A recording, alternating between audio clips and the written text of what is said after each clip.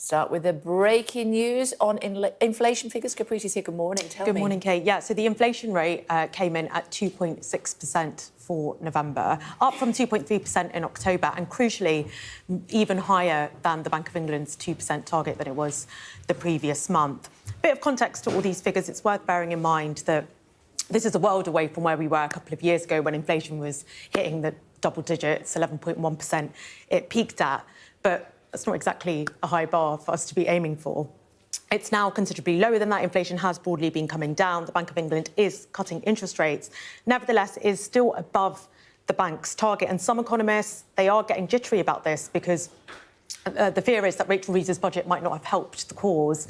Big increase in public spending, the increase in national insurance contributions could lead to prices rising even further, meaning that inflation will take longer to come down to target. And let's not forget that although inflation has broadly been coming down, we're still living with the consequences of the cost of living crisis because prices are still a lot higher than they were back in 2021. The price level is high, even though the inflation rate is coming down. They're about 20% higher than they were back in 2021. So people are very sensitive to inflation going up. And then the question on the back of all of this is, what does that mean for interest rates? Well, it's made it less likely that the Bank of England is going to cut interest rates again tomorrow, not just because of the headline inflation rate, but also because of other things like wage growth. Wages are growing at 5.2% in the economy. That's far too high for the Bank of England's comfort. So it means it's probably going to have to take a more cautious approach than our neighbours in the Eurozone, for example, and hold interest rates. Now, Brazil's currency turmoil is putting significant pressure on the nation's largest companies. The Brazilian real has dropped 21% recently, making it more expensive for companies to service their debt. In particular, firms with dollar-denominated debt are struggling, with 33 companies surveyed showing average leverage levels of more than 5 times their gross debt to earnings. This includes airlines, which are now facing higher fuel and leasing costs despite earning most of their revenue in local currencies. Companies in sectors like real estate, transportation and retail are the most vulnerable to the weakening currency, with the exchange rate worsening their financial outlook. The situation is compounded by Brazil's rising interest rates. The central bank has already raised rates to 12.25% and plans to hike them further by March. Now, this is a stark contrast to the global trend of looser monetary policies. As a result, borrowing costs of companies are escalating, adding to the financial strain. In sensitive sectors like real estate and retail, gross leverage ratios could soar to 13 times earnings by March if the real continues to weaken. While exporters may benefit from the weaker real, other companies are facing severe challenges. Firms which have a greater balance of costs in dollars than revenues are especially vulnerable. With inflation expected to rise and borrowing costs to remain high until at least 2027, corporate profits in Brazil are under threat. The central bank has been stepping in with interventions to stem the slide, but analysts remain cautious, warning that these measures may only provide temporary relief. The bill that got shot down included some critical money that could help Georgia farmers still trying to recover from Hurricane Helene. We're watching to see if that appears in the new Trump-backed version. Atlanta News First reporter Abby Kasouris tells us what this means for people right here in our state. The state's agriculture commissioner says these last few years have been some of the hardest in history for Georgia farmers. Hurricane Helene decimating some farmers' entire crops. He says they can't wait any longer, and he's looking for funds from the federal government. Cotton rotting, peanuts spoiling, pecan trees uprooted. Georgia's agriculture and timber industry taking a $6.4 billion hit. It's the worst timed storm that you could have. It's kind of your worst nightmare when you're a farmer. I hope 2025 is better. The concerned farmers could lose hope. If farmers don't get some relief and you end up seeing some other farmers go out of business. Emory University professor Tom Smith says it's a classic case of decreased supply, higher prices. Consumers are not very happy with the trend in food prices. The bill itself includes nearly $100 billion in aid for multiple disasters, fires, hurricanes, and a commitment to rebuild Baltimore's Francis Scott Key Bridge. Critics say the massive 1,500-page bill is a pork bill filled with fluff. That's why Georgia Congresswoman Marjorie Taylor Greene says she can't support it. I do think the farm and disaster aid relief needs to be separated. I think that's critically important. Georgia Agriculture Commissioner Tyler Harper says historically disaster relief has always been tacked on to the federal spending bill, and farmers are running out of time. Our farm families are being used as a pawn in these conversations and discussions, and that's not fair to agriculture. That's not fair to our farm families.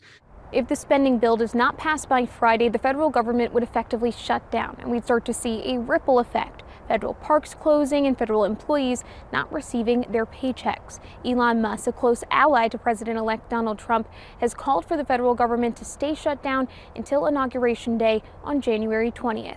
In Forsyth, I'm Abby Amazon and Kasora. Starbucks employees are walking off the job as two major strikes hit ahead of the holidays, just ahead. The Amazon strike is organized by the Teamsters Union, and they are hoping to put pressure on Amazon into better benefits, higher wages, safer working conditions.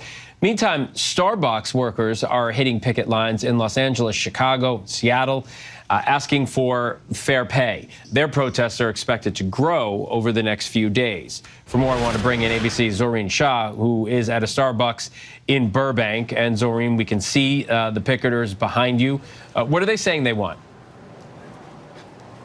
So, Phil, I've been speaking to one of them this morning, and they say they want a resolution to unfair labor practices. They, of course, also want better wages, better benefits. There's 11,000 unionized Starbucks workers across the country protesting in places like Los Angeles, Seattle, Chicago, at over 500 locations. These protests are expected to grow in the coming days. And we have one of the spokespeople from this Starbucks, actually right here in Burbank, who's with us right now, Kai, to tell us a little bit more about what you guys are asking for. What is the number one thing? The number one thing is that Starbucks resolves over 100 outstanding unfair labor practice cases. These are people who have been fired illegally, and Starbucks is not resolving these cases. Roughly how many people does that include? I don't have the exact number, I'm sorry. Okay, but a substantial number, enough that that Hundreds, is the number yes. one priority. And the other priorities, higher wages. Can you tell me a little bit more about that? Better benefits. What exactly is the goal when it comes to those things? Overall, here at Starbucks, many of us are struggling. We struggle every month to pay our rent, to afford groceries, and that's unacceptable. We work here hard. We work often. It's just unacceptable for them to pay us such low amounts that we can barely afford to live. Do you think Starbucks is going to cave to your demands, or will you find a resolution? I think we will. And how long do you think you're going to be out here for? We'll be out here for the next 5 days. After that, I can't say what will happen. So until Christmas Eve? Until Christmas Eve, All yes. right. Okay, thank you so much, Kai. We appreciate it. Phil? Thank you. Yeah, Zohreen, just quickly, Starbucks has said it has offered a wage increase. What's the company's position now? Yeah, so they say they've offered an increase of a 2% wage increase, a guaranteed 1.5% increase in future years. The union says that's not enough. And of course, you heard from Kai right now, who says that's also not the number one priority, that they're looking for other things in addition to those wage increases and those better benefits. All right, Zohreen Shah from Burbank, California. Zohreen, thanks so much. A deadly rail derailment has caused a mighty mess in Texas. One person was killed and 4 injured after the freight train hit a truck, left the tracks and slammed into a building. Hey, this low boy is stuck right here on the tracks. Barreling down the tracks in Texas with a semi-trailer stuck in its path for this train. The only way is through. That's not good. It's just after 5 p.m. in the city of Pecos, and after hitting a truck, this freight train has launched off the rails and into the local Chamber of Commerce building. We got a big train derailment going here, guys. Oh, this is bad. Carriages are piled high and bricks from the building are crumbling down. Police have released this footage of the mess. Right in front of the museum, quite a mess, dude. At least one person has been killed, others injured. Officials say diesel from the train's engine, the only spillage found so far. There are 3 cars that do contain what they call hazmat waste. There has been no release. Those are under control. Texas is known for going big, and this is certainly a giant mess. In the United States, Lauren Tomasi, 9 News. The lead author of new research into microplastics says governments need to act now to avoid any long-term risks to our health. Others are more cautious, though, saying there is no need to be alarmed. There's no escaping the plastic in our daily lives, from our drink bottles to the clothes and microfibres shed from car tyres. Now there's more evidence of the link between microplastics and the effects on our health. There's absolutely no reason why the government should be taking action based on what we found. Dr. Nick Charters led a review with colleagues in the US. In detail, they looked at 28 animal and 3 human studies. The team identified suspected human health risks from microplastic exposure in 3 systems: our respiratory, digestive and reproductive health. Alarmingly, microparticles could be fueling cases of lung and colon cancers. We also saw chronic inflammation in the lung. These markers are often used as predictors of cancer. We also saw that type of inflammation in the colon. Their findings follow a major study published in a prestigious medical journal. Tiny plastic particles found in the fatty arteries of patients. They were more likely to have a heart attack, stroke or die compared to those with plastic-free diseased arteries. A chief environmental scientist says we should be concerned but not alarmed. Studies show a link, not a definitive cause, and despite decades of exposure, the global population is healthier and living longer. The wheels of regulation are moving, but as individuals, we can make choices about the materials we buy, the food containers we use, the clothing that we wear. Gabriella Rogers, 9 News. Several communities in Western Victoria are being told to evacuate immediately as a bushfire burns in the Grampians National Park. Vic Emergencies issued emergency warnings for residents in Mafeking, Watganya, Belfield, Halls Gap, Lake Fians and Pominal. More than 350 firefighters and 20 water bombers are working to get the blaze heading towards Mount William under control. Smoke could be seen billowing into the air from the region, impacting air quality across parts of the state.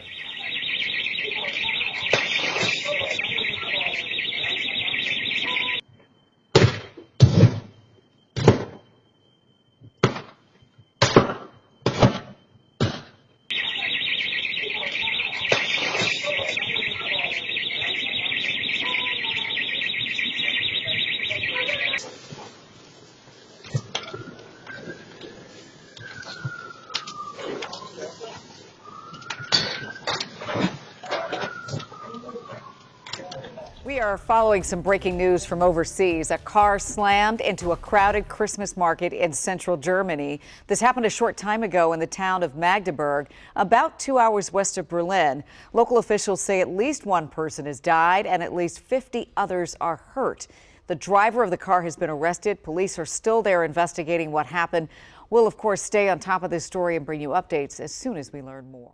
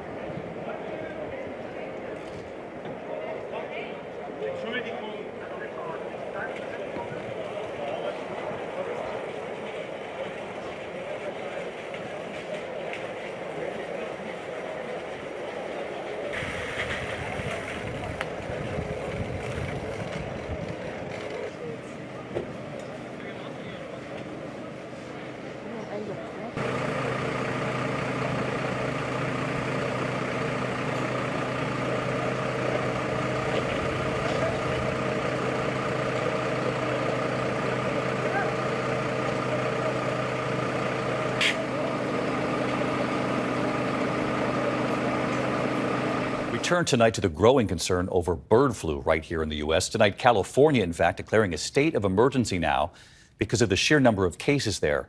And tonight, the CDC now revealing the first case of severe bird flu in a human here in the U.S. ABC's Steve Osunsami at the CDC in Atlanta tonight. California's state of emergency tonight will give public health officials more resources and people to fight the bird flu virus that spread from animals to humans and made dozens of farm workers sick. This year alone, tens of millions of birds have been killed in America from exposure to the avian virus, and 61 people have already gotten sick, half of them in California. But tonight is the first time authorities are reporting that an American is seriously sick. They're only sharing that the sick patient, now hospitalized, lives in Louisiana, is over 65, had underlying medical conditions, and caught the virus from sick and dead birds in their backyard and not on a farm. What is striking here is that this is the first serious illness, one that required hospitalization. Most earlier cases were mild or asymptomatic. Currently, there is no human-to-human spread, and this is very important because the risk to the general public still is very low. Most of the human cases have come from the disease spreading to cows, chickens, and turkeys, and then to farm workers who worked with the sick animals. It's one of the reasons why the price of eggs is up more than 37% since last year. Scientists here at the CDC are warning Americans about handling dead animals, in particular birds and chickens, and they underline that the case that they're focusing on with the person who is seriously ill, that the contact happened at that person's home. David? Yeah, we got to watch this very closely in the weeks and months ahead. Steve. Still at 4 developments across the country regarding bird flu. Wisconsin authorities now say they have tentatively identified a human case, the first in that state. The testing is pending confirmation from the CDC. The virus was found in a backyard poultry flock in Kenosha County. Officials tell us the birds from the flock will not enter the food system. In Louisiana, a person there has contracted what's being called the first severe illness caused by bird flu in the country. The Centers for Disease Control says the patient had been in contact with sick and dead birds in backyard flocks. And in California, now issuing a state of emergency in response to growing concerns over bird flu cases in that state. There's a total of 61 human cases of bird flu across 16 states so far. More than half of those cases are in California. New York man has pleaded guilty for his role in running a secret Chinese police station in Lower Manhattan as part of a campaign to monitor and harass US-based dissidents. 60-year-old Chen Jinping faces up to 5 years in prison for conspiring to act as an illegal agent of the Chinese government. The Justice Department said this in a statement. Chen, along with another man, Harry Lu Jianwang, was arrested last year in April and was accused of operating the secret police station for China's Ministry of Public Security. According to the U.S. attorney, the two men set up the office in Manhattan's Chinatown at the behest of Fuzhou branch of the Chinese ministry to offer services like Chinese driver's license renewals. But their main job was to help track down and harass fugitive Chinese dissidents. The secret police station occupied an entire floor in an office building. The FBI raided the police station in October 2022, seizing the duo's phones, which later confirmed in an analysis that they were communicating with a Chinese official. However, 59-year-old Lu has pleaded not guilty and is awaiting trial. At least 100 such stations have been reported worldwide across 53 countries, and several European governments have cracked down on similar police stations. The Spain-based human rights group Safeguard Defenders first revealed the existence of such outposts around the world. According to Safeguard Defenders, these police stations have been involved in pressuring Chinese nationals to return home to face criminal charges. The U.S. officials said the Manhattan office had been visited by officials from the Chinese consulate in New York. But China denied that they are police stations, saying they are service stations providing administrative services to nationals overseas.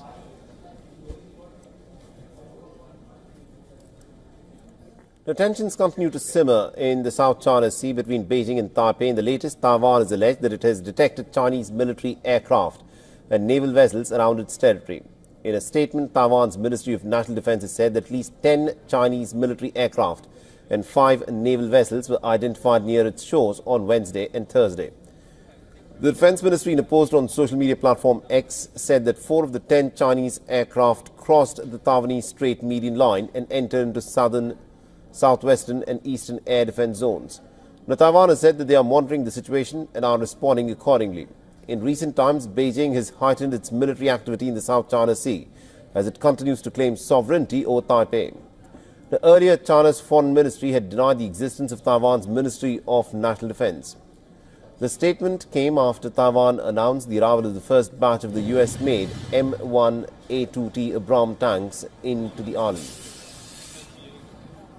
The U.S. says that China's military power is growing at an unprecedented rate. The Pentagon's annual report saying Beijing is making its most ambitious move yet, a massive expansion of its nuclear arsenal. Our next story detailing how the American assessment says that China is rapidly working on its goal to expand its long-range missiles, which can hit deep within the United States. China's military rise is reshaping global power dynamics. Its arsenal is expanding. Its ambitions are soaring. Its defense spending has doubled in the past decade. Beijing is transforming into a dominant force across land, sea, air, and space. The latest Pentagon report reveals that China is rapidly accelerating its nuclear weapons program, with more than 600 nuclear warheads already in its stockpile. China has added more than 100 warheads in the past year alone. The People's Liberation Army is projected to possess over 1,000 warheads by 2030. This would represent one of the fastest nuclear buildups in history, challenging decades of US strategic dominance.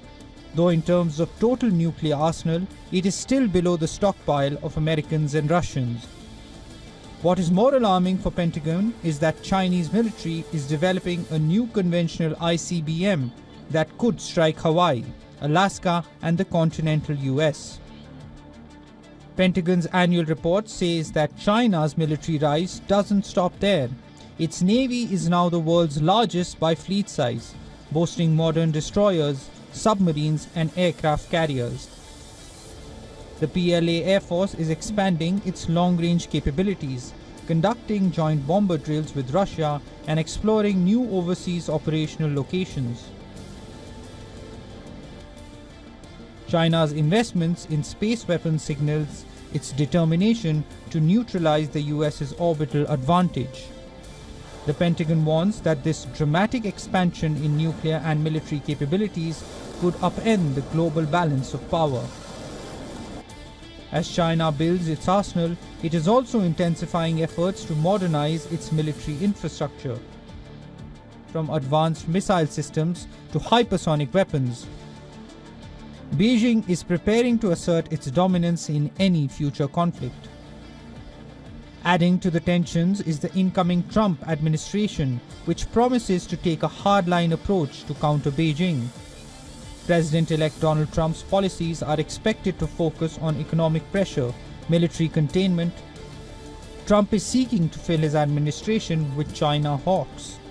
With its military ambitions spanning nuclear expansion, naval dominance, and aerospace advancements, China is positioning itself as a formidable global challenger. The world watches with unease as a new arms race intensifies. Bureau Report, WION, World is One.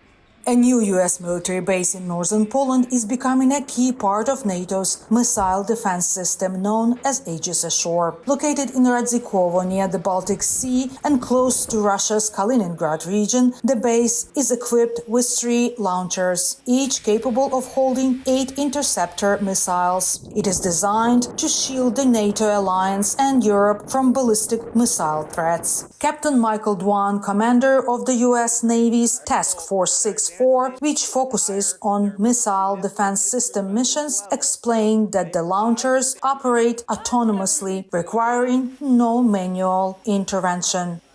Once a threat is detected, our system automates that response by choosing one of the available missiles in any one of our 3 launchers to meet that threat. The base, along with a similar installation in Romania, U.S. Navy destroyers stationed in the Spanish port of Rota, and an early warning radar in Turkey, forms a vital part of NATO's Aegis Ashore missile defense shield over Europe, designed to counter medium and intermediate range ballistic missile threats. The system recently demonstrated its effectiveness in defending Israel, said Aegis Ashore Poland commanding officer Matthew Plant.